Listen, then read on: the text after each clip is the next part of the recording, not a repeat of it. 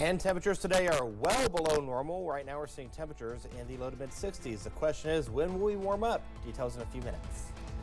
Dedicated to eastern and southern Kentucky, this is WYMT Mountain News First at 4. Good afternoon, I'm Steve Hensley. First at 4, the 2024 presidential election is quickly approaching, and there is less than 1 week to get registered to vote in Kentucky. WYMT's Madison Carmouche talked to one county clerk about what to expect on the ballot. With just 34 days until the November 5th election day, many voters have the presidential election on their minds. But right here in the Commonwealth of Kentucky, there are 2 amendments on the ballot.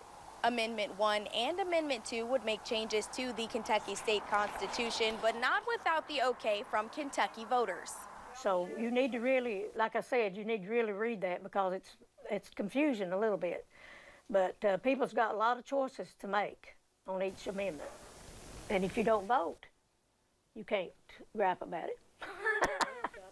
Knott County Clerk Reese Cornett says the most important thing to make sure of this election season is that you are registered to vote. To verify that you are, you can check online, in person, or by calling your county clerk. But you only have until Monday, October 7th to do so. In Knott County, Madison Carmouche, WYMT Mountain News. Also, some other local races on the ballot depending on what county you're in. Cornett says to read about both amendments and to find out what's happening in your county, you can check county sample ballots on SOS, Secretary of State, sos.ky.gov. Republican Senator J.D. Vance and Democratic Governor Tim Walz are back campaigning today in crucial swing states following last night's debate. The nominees were overwhelmingly civil as they sparred over topics including the economy, immigration, and abortion.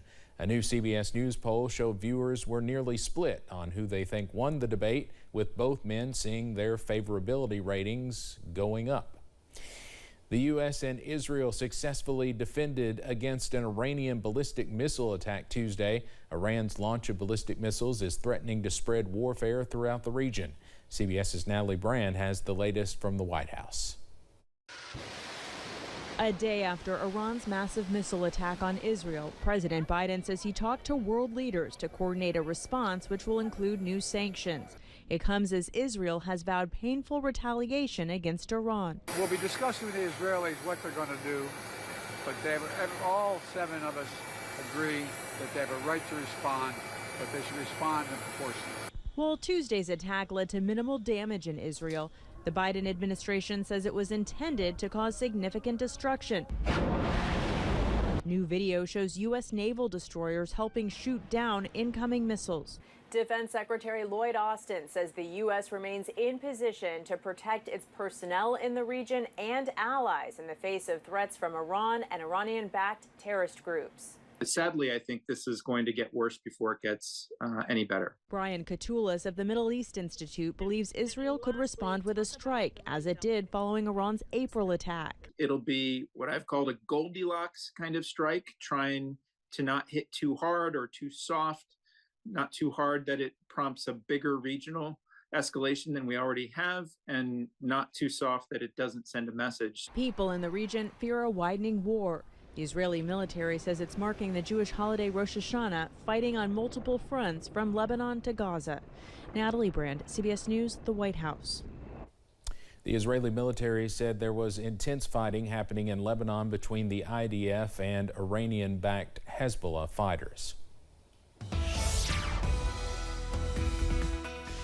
Well, we saw some dense fog today across the area, especially in the late morning, early afternoon hours. In some places right now, seeing mainly cloudy skies. Take a look at Pikeville. You can see right now we're seeing mainly cloudy skies, and temperatures right now still well below normal. We should be at 74 for this time of year. We're hanging on to 63 in Hazard, 63 Jackson, 63 Prestonsburg, 61 in Pikeville. Wise is at 68. 72 is the current temperature in Clintwood.